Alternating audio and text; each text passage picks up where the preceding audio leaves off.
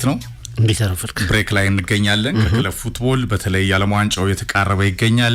የትሪቡን ስፖርት ወርቃማ መዝገቦች ተገልጠዋል። በዓለም ዋንጫው ወቅት ፍቅር ትሪቡን ሀይቅ ነው፣ የማይነካቸው ነገሮች የሉም። እንቀጥላለን። ዋሊያው አሸንፏል። በቅድመ ማጣሪያ ሳኦ ቶሜ ፕሪንሲፔን 240 ሺህ ህዝብ ብቻ ነው ያላት። በምዕራብ አፍሪካ አትላንቲክ ባህር ዳርቻ ላይ የምትገኝ ደሴት ነች ፍቅር። የመልሱ ጨዋታ ድሬዳዋ ላይ ይከናወናል።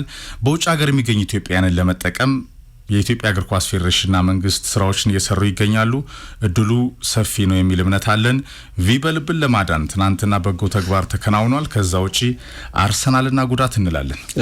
የኢትዮጵያ ብሔራዊ ቡድን እንግዲህ በደንበሩት ደካማ ውጤቶች ምክንያት ከ145ኛ ደረጃ ላይ ያሉ ሀገራት በታች ያሉ ሀገራት የቅድመ ማጣሪያው ወደ ምድብ ከመግባት በፊት ቅድመ ማጣሪያ እንዲያደርጉ በሚያስገድደው ህግ መሰረት የኢትዮጵያ ብሔራዊ ቡድን ባለፉት ጊዜያት ባስመዘገባቸው ደካማ ውጤቶች የተነሳ እንግዲህ አፍሪካ ውስጥ ካሉ ጥቂት ሀገራት መካከል ቅድመ ማጣሪያ ከሚያደርጉት መካከል አንዱ ሆኗል እና ምንም እንኳን ደረጃው ባይመጥነንም ያ ቅድመ ማጣሪያ ማድረግ ከሚገባቸው ሀገራት መካከል መሆን የለብንም። እንደ እውነቱ ያው ደጋግመን ባስቀመጥናቸው ምክንያት የ1953 የአፍሪካ ሻምፒዮን ነች ኢትዮጵያ፣ መስራች ነች። እግር ኳስ በጣም በፓሽን የሚታይባት የሚደገፍባት ሀገር ነች። ኢንቨስትመንቱ ቀላል አይደለም። አፍሪካ ውስጥ በከፍተኛ ሁኔታ ከፋይ ከምትላቸው ሊጎች መካከል አንዱን ይዘናል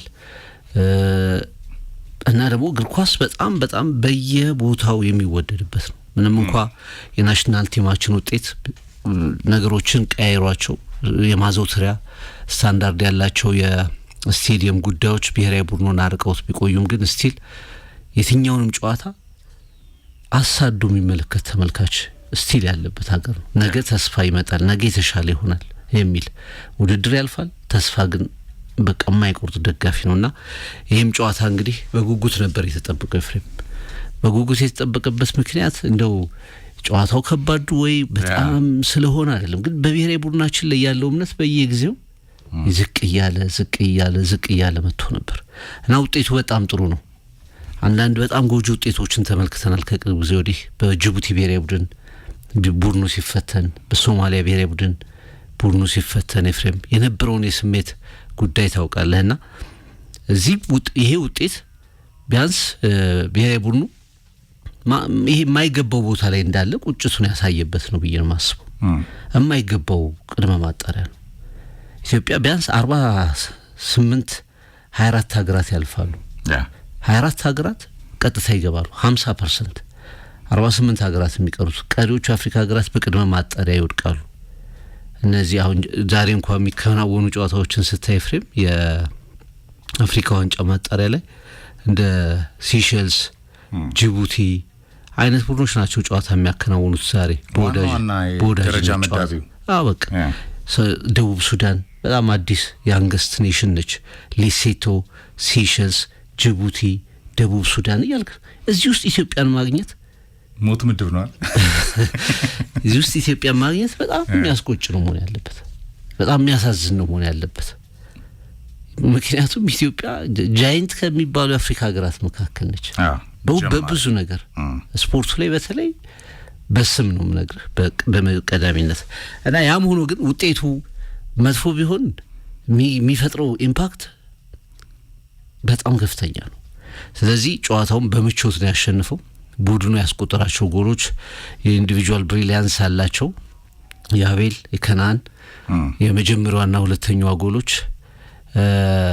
በተለይ ሶስተኛዋ ጎል በጣም ጥሩ እንቅስቃሴ የተደረገባት ነበረች እና ቡድኑ ሳይቸገር ይህን ጨዋታ ቢያንስ በመጀመሪያው ከሜዳ ውጭ ባለው እንቅስቃሴ ላይ ጨርሶ ተመልሷል። ይህም ብሔራዊ ቡድን አሁንም ደጋፊው እንደገና የመመልከት እድል የለውም። ኤፍሬም ስታዲየሙ ይህን ጨዋታ እንዲያከናውን ጥረቶች ተደርገው ተፈቅዷል፣ የድሬዳዋ ስታዲየም አንድ ጨዋታ። ነገር ግን ስቲል በዝግ ነው የሚከናወነው። ተመልካች አሁንም ብሔራዊ ቡድኑን አይመለከተውም። ወደፊት ግን ይህንን ቅድመ ማጣሪያ ከታለፈ በኋላ በሚደረጉ ማጣሪያ ጨዋታዎች ላይ ግን ቢያንስ ብሔራዊ ቡድኑ በሜዳውና በህዝቡ ፊት እንዲጫወት ቢደረግ መልካም ይመስለኛል። 7-8 ዓመታት እየተባለ አሁን ወደ 10 ዓመት አካባቢ ላለመጠጋታችን ዋስትና እያጣን ነው። ብሔራዊ ቡድኑ በተመልካቹ ፊት በደጋፊው ፊት መጫወት አለበት።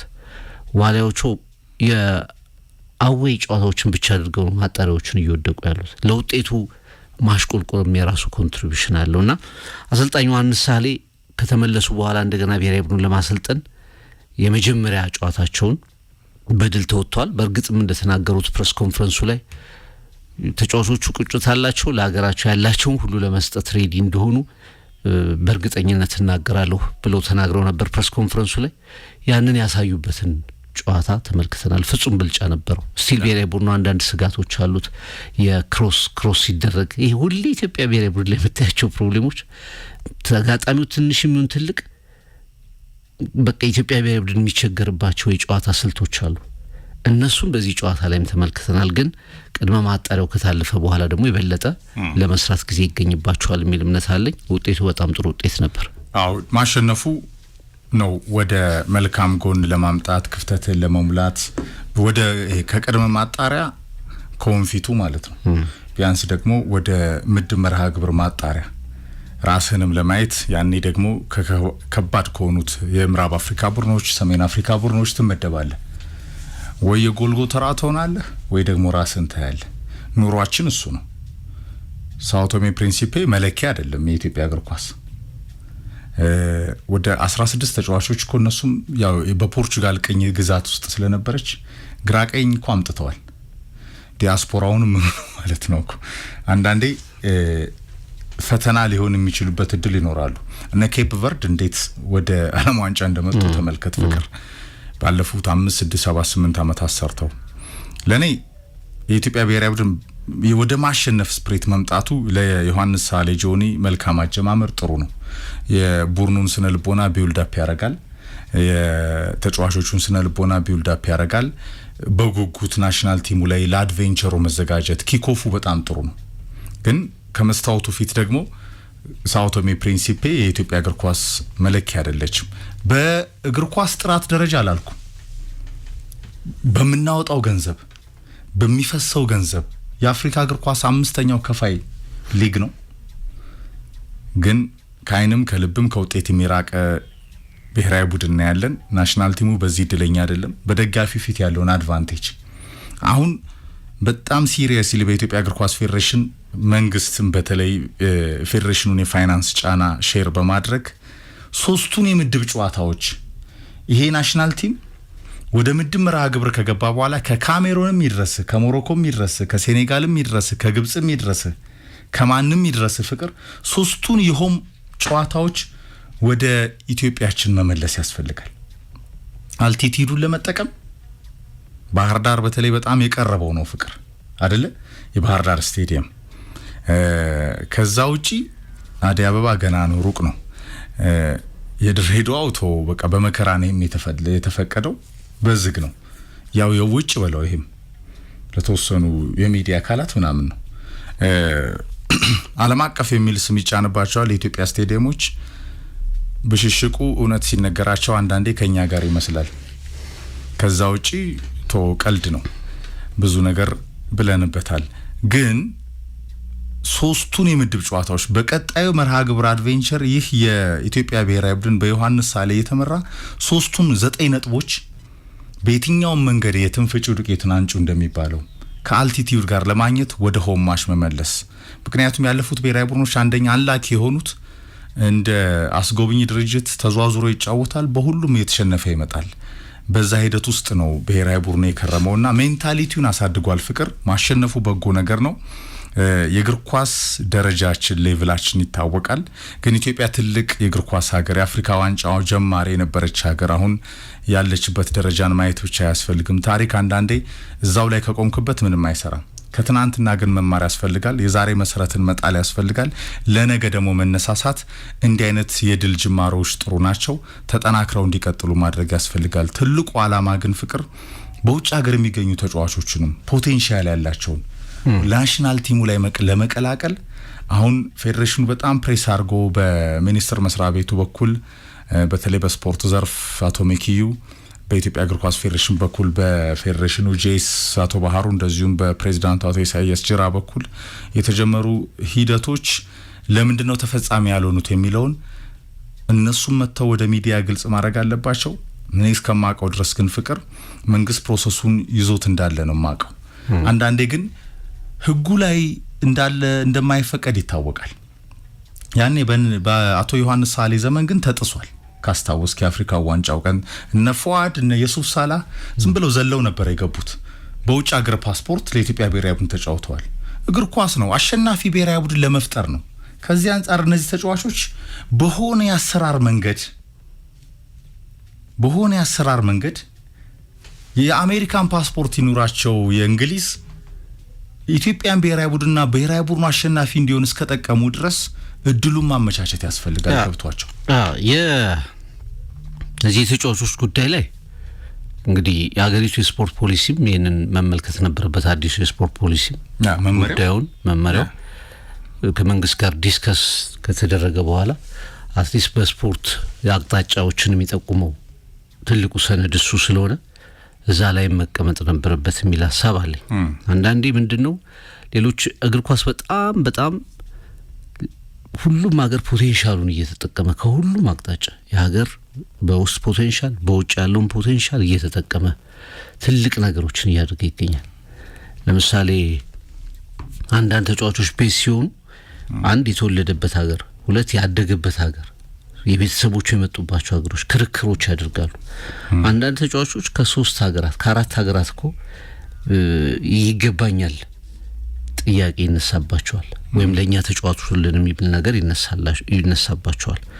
ይሄ ህግ ብዙ ነገሮችን ሪፈር ሲያደርግ የተለያዩ ሀገራትን ህጎች ሪፈር አድርጌያለሁ ሲል የትውልድ ኢትዮጵያውያንን ጉዳይ ደግሞ መመልከትም አለበት። ይሄ ወደፊት መካተት ይኖርበታል የሚል እምነት አለኝ። ምክንያቱም አንድ ትልቅ የተጫዋቾች ሪሶርስ ነው። ኢትዮጵያን በመላው ዓለም በብዙ ከተሞች ላይ ይኖራሉ፣ በብዙ ሀገራት ላይ ይኖራሉ፣ የተሻለ ስልጠና ያገኛሉ። አንዳንዶቹ በፖቴንሻላቸው ትልልቅ ክለቦች ድረስ ገብተው ይጫወታሉ። እነዛን ተጫዋቾች ወደ ብሔራዊ ቡድኑ ማካተት ችሎታ ላይ መሰረት ያደረገ ምርጫ አድርጎ እነሱ ማካተት የሀገሪቱን ብሔራዊ ቡድን ምንም ጥርጥር የለውም በጣም ይጠቅመዋል። አሁን እንደ ናይጄሪያ ችግር የለባቸው ምትላቸው አይቮሪ ኮስት፣ ሴኔጋል አይነት ተጫዋቾች እኮ አንደር 20 ለፈረንሳይ፣ ለእንግሊዝ፣ ለተለያዩ አውሮፓ ሀገራት የሚጫወቱ ተጫዋቾቻቸው ናሽናል ቲም ላይ ይጠሯቸዋል። ሉክማንን ወሰደው ለምሳሌ የእንግሊዝ ብሔራዊ ቡድን ይፈልገዋል። የሚጫወተው ናይጄሪያ ላይ ነው።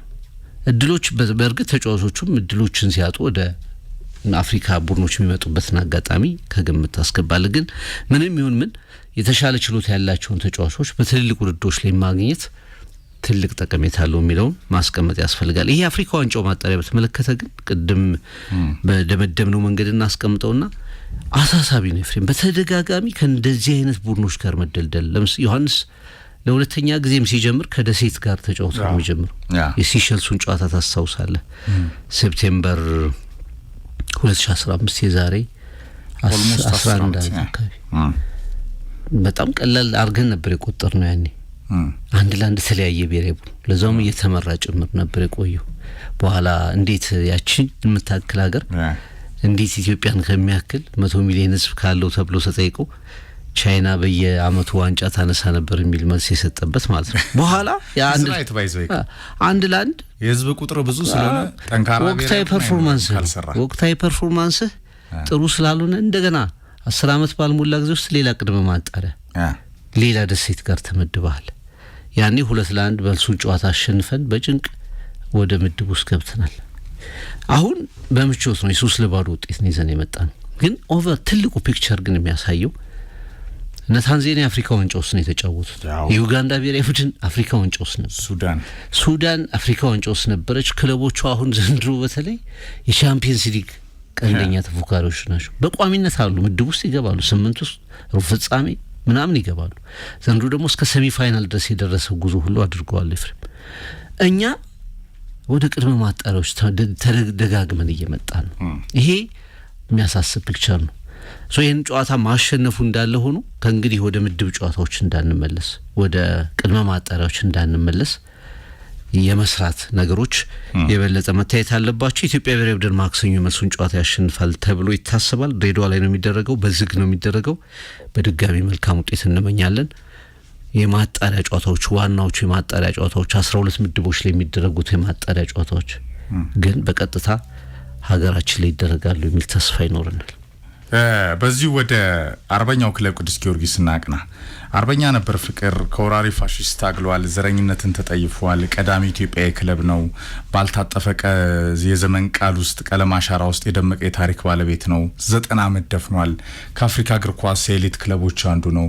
በነ ዛማሌክ፣ በነ አልሃሊ፣ በሱዳን ክለቦች በነ ኤልሜሪክ፣ አልሂላል በመሳሰሉት ደረጃ መቀመጥ የነበረበት ነው። የብሔራዊ ቡድናችን አንዱ መልክ የአንድ ሀገር ጠንካራ ብሔራዊ ቡድን መሰረት የሊግ ነጸብራቅ ነው ፍቅር። የኢትዮጵያ ክለቦች ራሳቸውንም ሳይችሉ ጥገኛ ሆነው መስማማት አይችሉም ፍቅር። በገመድ ጉተታ፣ ባሉባልታ፣ በወሬ፣ በማህበራዊ ሚዲያ ብሽሽቅ ሁሉ ባለድርሻ አካላት የሚባሉት ሁሉም ክለቦች በመንግስት ካዝና ላይ ተንጠላጠሉ ናቸው። መንግስት ደጋፊም ነው፣ አስተባባሪም ነው፣ ሸምጋይም ነው። በክብርት ከንቲባዋ ከፍተኛ ጥረት፣ በመንግስት ከፍተኛ ጥረት ፍቅር ጊዮርጊስ ከመትረፍ ተርፏል፣ ከመፍረስ ተርፏል፣ ከመፍረስ ድኗል። የኢትዮጵያ እግር ኳስ ውድቀት መልክ ማሳያ ነው። በጣም እኮ ያሳፍራል። ያ ባለ ታሪክ፣ ያ በዘመን ቀለም አሻራ የደመቀ ቪበልብ እልፍ ኮከቦችን ያፈራ በመንግስታት የስርዓት ለውጥ ቅብብል ውስጥ ፈርሶ እንደገና የተመለሰ አዲስ ቢራ ተብሎ የነበረ አሁን ደግሞ በዘመን ቀለም አሻራ አሁንም በስርዓት ቅብብል ውስጥ ፍቅር ጊዮርጊስ የሀገር ባለውለታ መሆኑ ታውቆ ከመፍረስ እንዲድንም ተደርጓል። ይህ የትውልድ የታሪክ አሻራ አንዱ ማሳያ ነው። ወደፊትስ የሚለው ራሱን የቻለ ጥያቄ ሆኖ ቢጂአይ፣ ሚድሮክ በተለይ ከዚህ ክለብ በስተጀርባ ሁል ጊዜ ያሉ ሼህ መሐመድ አላሙዲ ከመንግስት ጋር በመሆን 100 ሚሊዮን ተሰጥቶት እዳውን ከፍሎ ሰርቫይቭ አድርጎ 6-7 ወር የተጫዋቾች ደሞዝ አልከፈለም። ከፍተኛ ዳለበት እሱን ሁላ ቢያንስ አስተካክሎ ሰርቫይቭ አድርጎ እንዲቆይ እስከ ሰኔ ከዛ በኋላ ከተስተካከለ እውነተኛ ጠቅላላ ጉባኤ ከተከናወነ ጊዮርጊስን እንደወትሮ ለማድረግ ቃል የተገባበት መድረክ ነበር። በመድረኩ እንዳጋጣሚ እኔ ከሌሎች የስራ ኮሚትመንቶች ጋርም ተገኝቼ ነበር ፍቅር። ትልቁ ነጥብ ግን ስለ ኢትዮጵያ ብሔራዊ ቡድንም ስናነሳ አሁን ስለ ሱዳን ክለቦች አነሳ። ቅልጥ ባለ እርስ በርስ ጦርነት ውስጥ ያውም በዳውንታውን በሚከናወን ጦርነት ውስጥ ሱዳን አፍሪካ ዋንጫው ላይ ምን እንዳደረገች ክለቦቿ ምን እንዳደረጉ ተመልከት። ዘመናዊ ክለቦች አደረጃጀት፣ የራት ስቴዲየም፣ አካዳሚ፣ መለማመጃ ሜዳ፣ ቪዥን፣ ታለንት፣ ተስጦ፣ ብሮድካስቲንግ፣ ገበያን፣ ማርኬትን፣ እሴትን፣ ደጋፊን መጠቀም አታስበው ለኢትዮጵያ እግር ኳስ እንደ ቁምጣ ያጠራቸው ናቸው። ሀሳብም የላቸው። መደገፍ ጥገኝነትን ራሱ እኮ ከተለማመድከው ድጋፍን ከተለማመድከው እንዴት አመልህን አሳምረህ ጊዮርጊስ እኮ እዚህ ጫፍ የደረሰው በግለሰቦቹ አለመስማማት ምክንያት ነው ፍቅር። በክለቡ ስቴክሆልደሮች ደጋፊዎች በላቸው፣ የቀድሞ ተጫዋቾች፣ የዛሬ ተጫዋቾች፣ አጠቃላይ በክለቡ የስራ ኃላፊዎች ክለቡ ዙሪያ ላይ በነበሩ ጊዮርጊስ ምንጊዜም ይኖራል፣ እነርሱ ግን ያልፋሉ። ይህንን አውቆ ቢያንስ ትልቁን የክለብ አደረጃጀት ስራ በዘመኑ የስፖርት ቅኝት ውስጥ መስራት ባትችሉ እንኳን ራስን ሳትችሉ ጥገኛም ሆናችሁ እንዴት መስማማት ያቅታችኋል? እንደገና መንግስት ደግፏችሁ ሸንግሏችሁ አይቻልምና ጊዮርጊስ እንደዚህ ገደል አፋፍ ደርሶ የተረፈበት ምክንያት በነበረው ገመድ ጉተታ ነው። እሱ ጭምር ግን ከተቀረፈ ፍቅር ምንጊዜም ጊዮርጊስ ቪበልብ ሳንጃው የኢትዮጵያ እግር ኳስ መልክ እንደመሆኑ መጠን ይቀጥላል። ለሌሎች ክለቦችም ሌሰን ይመስለኛል ፍቅር ያየሁት እሱን ነው። ለኔ ምናልባትም የጊዮርጊስ አሳሳቢውና ወደፊቱንም የሚወስነው ወቅት ክስተት ይመስለኛል። በኢትዮጵያ እግር ኳስ ውስጥ ደጋግመን አንስተነዋል። እንደ ክለብ አይደለም የተመሰረተው ቅዱስ ጊዮርጊስ፣ እንደ ሬዚስተንስ ነው። የዘረኝነት መቋቋሚያ ተደርጎ ነው በእኛ ሀገር በእኛ ምድር እኛ ተገልለን አንቀመጥም የሚል አመጽ የወለደው ክለብ ነውና ዝም ብሎ እንደ እግር ኳስ ክለብ የምትቆጥሩ አይደለም። ቅዱስ ጊዮርጊስ የመጀመሪያው ኢትዮጵያዊ ክለብ ነው። የመጀመሪያው አንድነትን የመግለጫ ክለብ ነው። ኢትዮጵያዊ ማንነትን የማሳያ ክለብ ነው። ከዛ በኋላ የእግር ኳስ ቡድኖች ሲፈጠሩ ቅዱስ ጊዮርጊስ የራሱ መስመሩ ይዞ ሄደ። ሌሎቹም ደግሞ ራሳቸውን እየፈጠሩ መጥተዋል። ግን የኢትዮጵያ እግር ኳስ አርካይቭ የመጀመሪያው ፈርቀዳጅ ክለብ ቅዱስ ጊዮርጊስ ነው። ይሄ ክለብ መጀመሪያ አካባቢ ሲመሰረት ፈተናው የፋሺዝም ፈተና ነበር። አንደኛ ሉቶሪዮ እንዲባል ኖቶሪዮ እንዲባል ስሙን እንዲቀይር የመጀመሪያው ፈተና ነበር።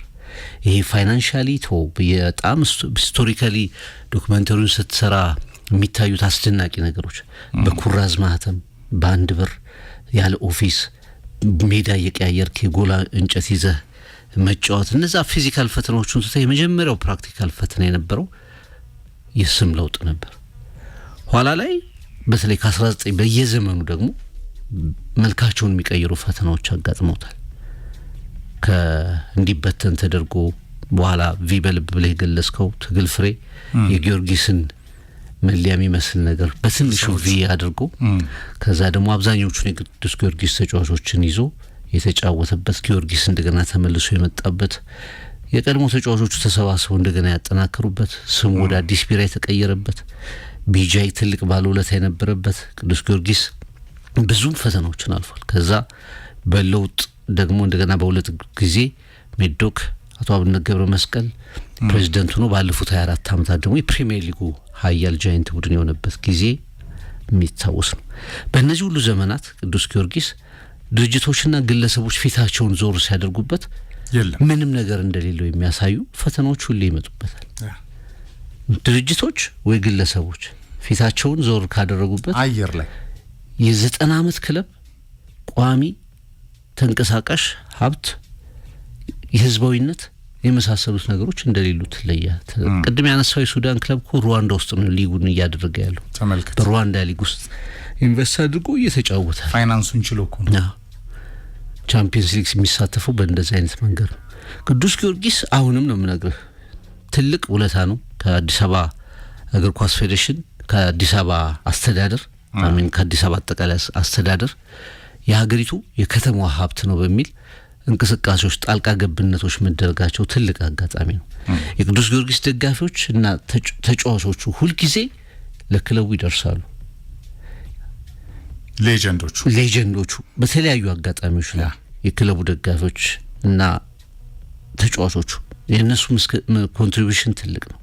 ሜድሮክ እና ቢጃይ ለኔ በቅዱስ ጊዮርጊስ ታሪክ ውስጥ ትልቁ ባክቦን አንጋፋ መሰረቱ ነው የቆየ ተቋም ነው። እንደገና አሁንም አለኝታነቱን አረጋግጧል። ግን ነገም እንደዚህ ከቀጠልክ እንደዚህ አይነት ድርጅቶች በውስጥ አሰራርህ በተለያዩ ምክንያቶች ገብተው ጥያቄ ያነሱብህና በጀቱን ይይዛሉ። ኤግዛክትሊ ካልተስማማ ያኔ ተጠምዝዘህ ቁጭ ነው። ያኔ አሁን ያሉት ጥያቄዎች በሙሉ ያሉት ችግሮች በሙሉ የመምጣታቸው ነገር የማይቀር ይሆናል። ስለዚህ ቅዱስ ጊዮርጊስ ለኔ ትልልቅ የአፍሪካ ክለቦች እንደ አህሊ ዛማሌክ አይነት ቡድኖች ኤፍሬም ወደ ካይሮ ስትሄድ የማዘውተሪያ ስታዲየሞቻቸው ደጋፊዎቻቸው የሚገኙባቸው ነገሮች ሆስቴሎች የገነቧቸው ሆስቴሎች የሚያስተዳድሯቸው የገቢ ማግኛ መንገዶች አስደንጋጭ ናቸው። የትኛውም ድርጅት ወዷቸው ፈቅዶ ይመጣል፣ ስፖንሰር ያደርጋል። ካላደረገ ግን ሰርቫይቭ ያደርጋሉ ሌላ ድርጅት እስኪተኩ ድረስ። አሁን የተደረጉት ጥረቶችን እኔ ትልቅ አክብሮት አሳያለሁ ለሁለቱም ድርጅቶች፣ ለአዲስ አበባ መስተዳድር። ግን ነገም ደግሞ ተመልሰ የሆነ ውስጥ ጭቅጭቅ ሲፈጠር እነሱ ደግሞ ይሄንን በጀት በሆነ ምክንያት ያዝ ሲያደርጉት ተንበርክከህ እነሱ ስር ነው የምትገኘው። ይሄ ክለብ መቼ ነው የቅዱስ ጊዮርጊስ ደጋፊዎች ክለብ የሚሆነው? መቼ ነው በስሙ ልክ በታሪኩ ልክ በእድሜው ልክ ራሱ ኢንዲፔንደንት ክለብ የማይሆነው? አትሊስት አንድ አመት መጨረስ የሚያስችል ቀጣዩን ስፖንሰር እስክታፈላልግ ደጋፊዎቹን ሰብስቦ መፍትሄ እስከሚያመጣ ድረስ ለተወሰኑ ጊዜያት እንኳን መዝለቅ የማያስችል በቃ ኢሚዲየትሊ ተጫዋቾቹ በአንዳንድ ተጫዋቾች ሌጀንድ ተጫዋቾች እየተከፈለ ጭምር። ለምሳሌ ዘሪሁን ስለ አዳነ ግርማ ሲናገር ነበር ከ1 ሚሊዮን ብር በላይ አውጥቶ ለተጫዋቾች ይከፍል ነበር የሚል ምስክርነቱን እያየሁ ተገርሜ ነበር። አንዳንድ ተጫዋቾች ምንም ገንዘብ ሳያገኙም ጭምር ለክለቡ ሲሉ ያላቸውን ነገር ለማሳየት ጥረት አድርገዋል። ይሄንን ክፉ ጊዜ እንኳን ለመሸጋገር የሚውሉ ንብረቶች የሉትም፣ እዳዎች ብቻ ነው ያሉት። እነዚህ ነገሮች ትምህርት የዘላለም ትምህርት ካልሆኑ በስተቀር ነገ 100ኛ አመቱ ላይ እድሜው ብቻ ገፍቶ ግን ምንም ደግሞ የሌለው ክለብ የመባሉ ነገር ወደፊት ይመጣልና ቅዱስ ጊዮርጊስ በዚህ ልክ ከተቸገረ ሌሎች ክለቦቻችን ምንድነው የሚሆነው? ከመስታወቱ ፊት ቅዱስ ጊዮርጊስ በዚህ ልክ እንደዚህ ገመናው ከተጋለጠ ሌሎች ክለቦቻችንስ እንዴት ነው የሚል ማንቂያ ደወል ነው። አንድ ለጊዮርጊስ ለራሱ፣ ሁለት ለሌሎች ክለቦችም ጭምር ትልቅ ማንቂያ ደወል ነው ብዬ ነው ማስበው ነው። የሚድሮክ ዋና ስራ አስፈጻሚ አቶ ጀማል ነበሩ ፍቅር በመድረኩ ላይ ስሜታይም ነበሩ። ፓሽናቸው ያስታውቃል። ጊዮርጊስ ያሳደገን በጊዮርጊስ ያለፍን ብለዋል። ከአቶ አብነት በ24 ዓመታት ውስጥ ወርቃማውን ታሪክ ፈጽመዋል። በኢትዮጵያ እግር ኳስ ላይ አሸናፊው ክለብ ቪበልብ ጊዮርጊስ እንዲቀጥል በተለይ በስርዓት ለውጦች ውስጥ ጊዮርጊስ ሁልጊዜ የሚፈተነው ክለብ ነው። ሲፈርስም አይተናል፣ በስርዓት ለውጦች ውስጥ ሲድንም ደግሞ ትናንት አይተናል። ቢያንስ ሲታደግ አይተናል። ይህ በክብርት ከንቲባዋ ኮሚትመንት የተፈጸመ ነው። ግን እና የላትናስ ጆርጅ ዱካስ፣ ታደሰ ጌጤ እነዛ ከአራዳ ጊዮርጊስ እስከ ተፈሪ መኮንን ፖል ተሸክመው እንደነገርከው ማህተብ እያስቀረጹ ዘረኝነትን የታገሉ ክለብ አባቶቻችንን አርበኞቻችንን ማክበር ያስፈልጋል። ፍቅር አሁን ያለው ትውልድ ከላይ እስከ ታች ከወሬ ካሉባልታ ጋር ዝም ብለው የሚቆዩ መከፋፈል የፈጠሩ በስም ማጥፋት ላይ በብዙ ነገሮች ላይ የቆዩ የጊዮርጊስ ደጋፊዎች ከቀልባችሁ መሆን አለባችሁ። እናንተ ታልፋላችሁ፣ ጊዮርጊስ ግን ሁል ጊዜ ይኖራል። ላይ ክለቡን የሚደግፉ ሰዎችም ያልፋሉ። ጊዮርጊስ ግን ሁል ጊዜ እንዲኖር ክለቡ እንዲኖር ማድረግ ላይ ነው።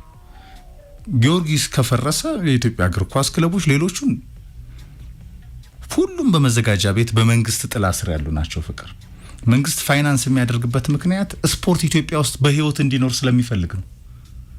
ተቀብሮ እንዳይቀር ነው። ወጣቶች፣ ታለንቶች፣ ተስጦች እንዲወጡ ነው። ትውልድ የወጣቶች ነው። ወጣትና ስፖርት ደግሞ ይያያዛል። ፍቅር የአዲስ አበባ ወጣቶችና ስፖርት ቢሮም ትልቅ ሚና ነበረው በማስተባበር ደረጃ። ግን ከቀልቦ ነው። በተለይ ፋይናንሱ ሳይጠፋ በቃ በዘመን ቀለም አሻራ ውስጥ ባሉ ሂደቶች ላይ ዛሬ ካሉ ነባራዊ ሁኔታዎች ጋር አክሴፕት አድርጎ ነገሮች ጊዮርጊስን ለማስቀጠል ማሰብ ያስፈልጋል። ነገም እንዳልከው ሂደትን በረከካለ ሁል ጊዜ በዚህ አይነት ቀለም ለኢትዮጵያ ብሔራዊ ቡድን እንዴት አሸናፊ ሊሆን ይችላል? እንዲህ አይነት ነገሮችን እያወራን ፍቅር አስበው። ሜዳ ሳይኖርህ የሀገሪቱ 90 ዓመት የደፈነ ክለብ እንደዚህ ባንካሴ እየሄደ ሌሎች የመዘጋጃ ክለቦችን ተዋቸው፣ በጎሳቸው ዘራቸው ምንስ ተወሽቀው ሜዳ ላይ ይሸነፋሉ። ሲፈልጉ በፍርድ ቤት ጠበቃ ቀጥረው እንደ ነገረኛ ዶሴ ይካሰሳሉ፣ ይመጣሉ፣ ይሄዳሉ። ምን እንደሆነ የረባ ጥቅማቸው አንድ እንኳን አሁን መንግስት በኮሚትመንት የሚፈጽማቸው ትልልቅ ከግራውንዱ ከፋውንዴሽኑ ለመጀመር በሚል እየተሰሩ የሚገኙ ሜዳዎችን አይነት እንኳን መፍጠር አልቻሉም እኮ። 100 ሚሊዮን 150 ሚሊዮን በየአመቱ ያቃጥላሉ። እንደው 20-30 ሚሊዮኑን ቀንሰን ይሄንን እንኳን አንሰራም የሚል እንኳን ልቦና እንዴት አይሰጣቸው? ምን ይገርመኛል። ግን ክለብ ተብለው ማህተማቸውን በኪሳቸው ይዘው የራሳቸው ጽፈት ቤት የላቸው፣ ሂስትሪያቸው ዋንጫ የሚረሱ በየሆቴሉ ተሸላልመው የጉድ አይነት ነው እኮ ያለው የኢትዮጵያ እግር ኳስ ላይ። ከዚህ ነው እኮ አሸናፊ ብሔራዊ ቡድን የምንጠብቀው። ራሱ ምቹ ባልሆኑ ሜዳዎች ላይ ነበሩ ሲጫወቱ ምን ሲሉ የነበሩት። ሜዳው ራሱ ተጋጣሚ ነው ከኢትዮጵያ እግር ኳስ ውስጥ የነበረው ቅኝት። ያ ሁሉ አሁን ከፋውንዴሽኑ ለማሻሻል ከፍ ያለ ኢንቨስትመንት መንግስት ሲፈጽም በቢሊየን ብሮች በየአመቱ ሲያወጣ ለምን እንደሆነ በጥሞና ማሰብ ያስፈልጋል። ስፖርቱ እንዲቀጥል ስለሚፈልግ ከወጣቱ ተስጦ ጋር ነው እንጂ ክለቦቹማ እኮ ሸክም ናቸው እኮ። ስለዚህ የጊዮርጊስ አሻራና ታሪክ 80ኛ አመቱ ላይ ዶክመንተሪውን ስንሰራ ፍቅር ታስታውሳል። 90 ከነ አልሃሊ እኩል እኮ ነው፣ ከነ ዛማሊክ ስፔራንስ እኩል ነው፣ ከነ ቲፒ ማዜምቤ እኩል እኮ ነው፣ ከነ ኤልሜሪክ እኩል ነው። እንደውም እነዚህ ብዙዎቹ የተመሰረቱት እኮ በጊዮርጊስ ፓሽን ነው። አንዳንዶቹ የተመሰረቱት ኤፍሬም በቅኝ ገዢዎች ተመስርተው ነው ከዛ የቀጠሉት። ያ ተመልከት። ከነጻነት አሁን ግብጽ መቼ ነው ነጻ ያወጣችው? አልጄሪያ መቼ? ጊዮርጊስ እኮ እንደ አድዋ ነው። ቅዱስ ጊዮርጊስ እኮ በኢትዮጵያ ነው የተመሰረተው፣ በአፍሪካውያን ማለት ነው የተመሰረተው። ሂስቶሪካሊ ስትመለከተው እንደው አንዳንዴኛ የእግር ኳሱን ጉዳይ ወደ እንትን ታመጣዋለህ፣ ወደ መበሻሸቂያ፣ ወደ ክርክር ውጤቶችን ታመጣለህ እንጂ የጊዮርጊስን ታሪካዊ ገጽ ከተመለከትከው የኢትዮጵያ እግር ኳስ ዋናው መልክ ነው። ቅዱስ ጊዮርጊስ እንደ ክለብ ዋናው መልክ ነው። ከፌዴሬሽኑ ይቀድማል በእድሜ። ፌዴሬሽኑን ያደራጁት ሰዎች የወጡት ከቅዱስ ጊዮርጊስ ሰዎች ናቸው። ይርነቃቸው ከስቴዲየሙ ይቀድማል። ከአፍሪካ ዋንጫ ውድድር ይቀድማል ቅዱስ ጊዮርጊስ። ከብዙ ነገሮች አንጋፋ ነው። በዚህ ልክ ግን ሞደርን አስተዳደር አለመያዙ አያስገርምም? በግለሰቦች ላይ ስቲል የተንጠለጠለ በግለሰቦች ፍላጎት ላይ ኮሚትመንት ላይ የተንጠለጠለ መሆኑ፣ ሞደርን አድሚኒስትሬሽን አለመኖሩ፣ የደጋፊው የክለቡ ፍቅር ይተላለፋል በየጊዜው። ያኔ ኢንተርቪውን ስንሰራ ታስታውሳለህ አይደል? በየዘመኑ በጥልቅ ፍቅር የሚታወቁ ደጋፊዎች አሉ። ብዙ ነገራቸውን መስጠት የሚችሉ ያ ደጋፊ እንደው ወደ ሀብት ወደሚያፈራ መልክ ያለ መቀየሩ ምክንያት ስፖንሰሮቹ በእርግጥ ያው የኢትዮጵያ እግር ኳስ ላይ ያለውን ኢንቨስትመንት የምታውቀው ኢንቨስት ስታደርግ ሞር ከእግር ኳሱ መልሰህ የምታገኛቸው ነገሮች ደካማ ናቸው። እንደውም የሶሻል ሪስፖንሲቢሊቲ ጉዳይ ነው። ማህበራዊ ኃላፊነትን የመወጣት ነው ለስፖንሰሮች። የመንግስትም እኮ ሚና ያ ነው። እንደዛ እየሆነ ነው። አሁን ደግሞ ኳሱ በሆኑ ጥግ ላይ ቁጭ ብሎ ነው ያለው። ቢያንስ እንኳን ደጋፊዎች ተሰብስበው የተወሰነ ገቢ እንዳያገኙ ኢትዮጵያ ቡናና ቅዱስ ጊዮርጊስ ናቸው በዚህ ፎርማት በትልቁ የተጎዱት ክለቦች። ኤፍሬም የሆነ ጥግ ስትልኮ እኛ ኳሱን ለማየት ሄደን እሱ እያየን ነው። በዚህ ፎርማት እንኳን የሚያጡትን ነገር ተመልከት። ውድድሮቹ ደግሞ የሚያግዙ አልሆኑም። ስፖንሰርሺፕ እንደ ልብ እንዳታገኝ ይሄንን ሰጥቼ ይሄንን ማግኘት አለብኝ ለሚሉ ኢንቨስት ማድረግ ለሚፈልጉ ስፖንሰሮች፣ መንግስት ያልሆኑም ስፖንሰሮች፣ እግር ኳሱ ደግሞ አጋዥ አልሆነም። ብሮድካስቲንግ በጣም የቅርብ ጊዜ ትውስታ ነው። ባንዴ ወጣ ዲኤስቲቪ፣ አሁን ኦቤን ይዞታል። ኦቤን ስንት ጊዜ እንደሚቀጥል ደግሞ አታውቀውም፣ እርግጠኛ አትሆንም። ውድድሩ ካላደገ ብሮድካስተሮቹም ይወጣሉ ቀስ እያሉ። ካላተረፍክ ኢንቨስትመንቱ ከባድ ነው። ያንዳንዱን ውድድር የምታስተላልፍበት መስዋዕትነት ከባድ ነው። ስለዚህ የኢትዮጵያ እግር ኳስ ገጽታ በአጠቃላይ የሄደበት መንገድ፣ ፎርማት የመሳሰሉት ነገሮች የጎዷቸው ክለቦች አሉ። አንደኛውና ዋነኛው ቅዱስ ጊዮርጊስ ነው። ስለዚህ አንዳንዴ ምን ጠንከር ብለህ ነው የምነግርህ። ይሄ ሊግ ክለቡ የምትለው ፎርማቶች ላይ 19 ጋዜጠኛ ከሆንኩበት ጊዜ ጀምሮ ኤፍሬም ዓመተ ምሕረቱ ልዝለለው ከሆንኩበት ጊዜ ጀምሮ ፎርማት ሁሌ ዲስከስ እንደተደረገ ነው። ኢትዮጵያ ፕሪሚየር ተዛዝሮ መጫወት ግን አንድም ቀን እንደው ጠንከር ያለ ነገር አዋጪ ለሁሉንም ክለቦቻችን የሚያተርፍ በየትኛው የሀገራችን ጥግ ክልሎች ላይ ያሉ ክለቦችን የሚያተርፍ አዋጭ ፎርማት እስካሁን ዴቨሎፕ ማድረግ አልቻሉም። አሁን አንድ ከተማ እኮ ትልቅ ክለብ ሲመሰረት ኤፍሬም መስዋዕትነት የሚሆኑ በርካታ ወጣቶች አሉ። ምክንያቱም ያንን ክለብ ማጫወት አመቱ ሙሉ ማጫወት የሚጠይቀው በጀት ቅድም ያስቀመጥከው ነው። በዛ ሂደት ውስጥ ፋይናንሱ ወደ ዋናው ክለብ ላይ ነው፣ ኤሊት ክለቡ ላይ ነው። ስለ ፕሮጀክት አታስብም፣ ስለ እድሜ ቡድኖች አታስብም፣ ስለ ሴት ቡድኖች፣ ስለ ጾታ ቡድኖች አታስብም። እና በሙሉ ኢንቨስትመንት ኤሊቱ አንድ ቡድን ላይ ይሆናል። እና አዲስ አበባ ከተማ ብቻ ሳይሆኑ ሌሎች የክልል ክለቦችም እንዲጫጩ እንዲደክሙ ሆነዋል። እና ይህንን ማሰብ የሚያስፈልግ ይመስለኛል። ግን የሰማነው ዜና ግን ትልቅ ዜና ነው። ቅዱስ ጊዮርጊስ ቢያንስ ይህንን አመት ሰርቫይቭ ያደርጋል የሚለው ዜና ትልቅ ነገር ነው። ለቀጣዩም ሰርቫይቭ እንዲያደርግ እውነተኛ ጠቅላላ ጉባኤ ከዘመኑ ጋር አብሮ አፕዴት አድርጎ ራስ መሄድ ያስፈልጋል። ከሀሜት ከወሬ ካሉባልታ እርስ በርስ ከመጠላለፍ ሶሻል ሚዲያ ላይ ከመበሻሸቅ ወጥቶ ጊዮርጊስን ትልቁ ምስል ማስቀደም፣ ባለውለታው የኢትዮጵያ እግር ኳስ አሻራውን ክለብ ማስቀደም፣ እነዛ ጀግና አባቶቻችን አርበኞቻችን ሀገርን ጠብቀው በጎን ለጎን ደግሞ እግር ኳስ በኢትዮጵያ ውስጥ አየላት ናሽና ጆርጅ ዱካስ እኮ ፍቅር ጥቁርና ነጭ በጊዜው ጥቁርና ነጮች ወራሪው ጣሊያን ኢትዮጵያን አይጫወቱም ኳስ በሚባልበት ሰዓት ላይ ለተቃውሞ ይዘው የሚገቡበት መስዋዕትነቱን ላኳለው። ታሪኩ እኮ ብዙ ነው። ጊዮርጊስ